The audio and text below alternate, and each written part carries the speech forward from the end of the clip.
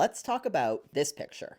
Alberta Premier Danielle Smith traveled to Florida this week to meet with incoming US President Donald Trump and his merry band of policymakers about tariffs and oil and all of that. And she's getting plenty of attention for posting about the visit on social media, where she shared photographs alongside not only Trump, but Canadian businessman and failed federal Conservative Party leadership candidate Kevin O'Leary and anti-trans professional whiner Jordan Peterson. Talk about three tastes that taste together. According to the Government of Alberta, Smith and Trump had a, quote, friendly and constructive conversation during which she emphasized the mutual importance of the US-Canada energy relationship. She was there in the first place because Trump has threatened 25% tariffs on Canadian goods coming into the US, which is expected to impact Alberta's oil and gas industry.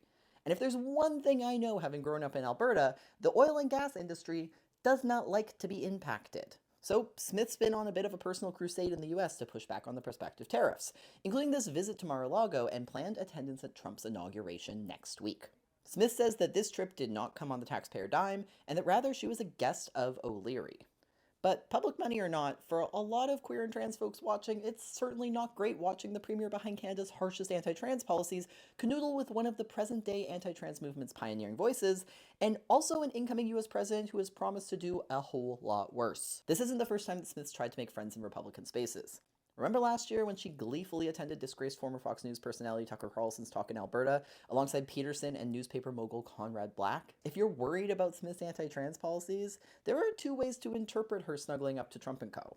On one hand, all of the time and airspace spent on the economy and tariffs means less time spent drafting legislation attacking queer and trans people.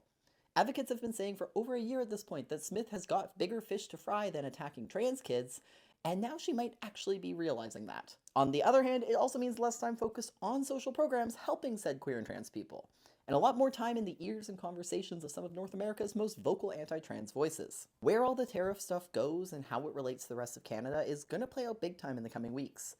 And something tells me that if Smith has her way, she'll get a lot more photo ops hanging out with the incoming president as much as she can.